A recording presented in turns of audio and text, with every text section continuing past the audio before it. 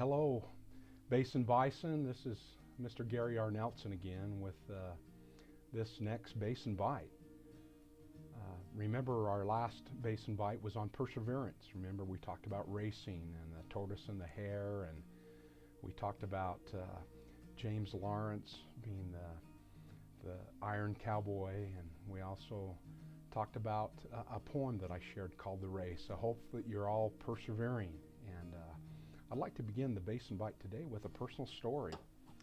I'm going to take you back to my junior year in high school. I was fortunate enough to attend Dixie High School in St. George. Right now it's a 4A school. Back then it was a 3A, 2A. I had the privilege and honor of playing sports and athletics in high school and college. I played tennis and also football. You can imagine what it looked like to have a football player and a lineman playing tennis, but that's kind of something I picked up from my father because he did the same, both in high school and college. So I'm going to tell you a little story that happened my junior year. I was on the varsity tennis team. I played doubles and also singles.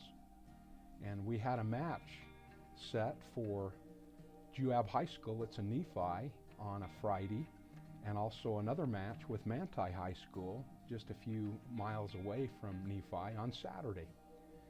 And as we're traveling in the coach's car and we're enjoying each other and having a good time as we were driving, I got about to Beaver, Utah, and I got thinking to myself, okay, let me think, did I pack everything? It's important for that athlete to have all the equipment, and all the clothes that he needs to have. And so I got thinking, okay, let's see, did I get my gym shorts? Check, I'm sure I got my gym shorts. Did I get my shirt, my tennis shirt that had the emblem Dixie High School and the tennis rackets on it? Yeah, check, got that. I like to wear a wristband on my right hand as I served and played tennis and swung the racket. Check. Did I have my windbreaker? It was a nice one too, with embossed tennis rackets in Dixie High School to warm up in, and check, I got that. Did I put my socks in? Check, I got my socks.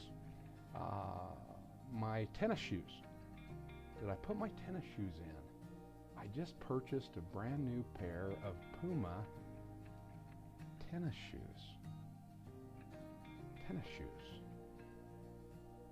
Did I put my tennis shoes in? And so I stewed and worried about that. Maybe you've done that in your life where you're thinking, did I or didn't I? And it took up my thoughts and conversations. I was worrying all the way from Beaver, Utah to Nephi, Utah. I couldn't wait to get to the Safari Motel where we were staying that Thursday and Friday night to hurry and get the luggage and my sports bag out of the back of the trunk to see if I'd put my tennis shoes in. Well, lo and behold, to my chagrin, no tennis shoes. I hadn't put my tennis shoes in, and I'm thinking in my mind, oh my gosh, how am I going to play 4 matches with no tennis shoes? Do I play barefoot? Do I play in my socks? Do I forfeit? I didn't want to tell the coach. I had a singles match and a doubles match at Juab High School. I had a singles match and a doubles match at Manti High School. And I thought, is it possible that in this small town of Nephi, Utah, they have a department store? And so I quickly went up with one of my friends, and they did have a department store. In fact, it's still there, Christensen's Department Store. And I walked in to see if they might have a size 13 tennis shoe.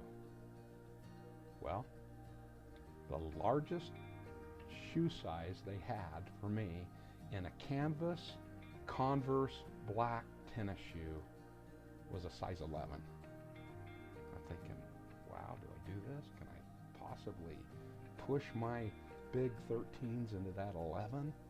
I bought the shoes, and as I remember, I didn't even wear socks. Can you imagine what that felt like, playing 4 matches without socks in a size 11 tennis shoe that should have been a size 13? By the time that was all over, my heaven, my feet were hurt, they were chafed, they were cut a little bit, and I learned a lesson from all of this. And I'll bet you can think of the lesson I learned. Why didn't I, before I even started to pack, put together a checklist? A checklist of everything I needed to take on this tennis trip. And on that list, I would have had tennis shoes on there, and that checklist, I would have gone up there, wouldn't have to worry, and wouldn't have to go through everything that I needed to do. In fact, it would have been so much better if I were organized, if I was organized. Well, Basin Bison, the topic for our executive skills class for October 31st through November 11th is organization. That's our Basin Bite today. Just like I needed to be organized better in preparing myself for tennis matches, we want you to be organized. So through this organization block, you'll discover a system that works just for you to organize your projects and assignments, your study area, your bedrooms, to work more effectively and efficiently at school and at home and other school activities, and if you work, at work. So what I'd like you to do right now is think about a place. Find a place where you can be alone to think, ponder, write, study. Your room, your office, maybe a desk. But I must emphasize, no distractions. Maybe put up your cell phone. Maybe break away from the video games or a TV show for a few minutes. The next part is, let's get ready. Get a notebook, a binder, a pen or a pencil, possibly a calendar, and you can write down in your notebook or binder or calendar or in your smartphone in the Notes app. That's what I use, is I use my Notes app on my smartphone. Those things that you need to do for the week or on each day. For example, you might ask yourself these questions. When is this assignment due? When is this test? When do I plan on studying for the test? Blocking out time for study. But another good thing is to block out time for you time, free time, when you can do those things that you enjoy. Maybe blocking out time for cleaning your room, or helping around the house with washing, folding clothes, dishes, or cleaning. Blocking out time for other school activities and maybe work.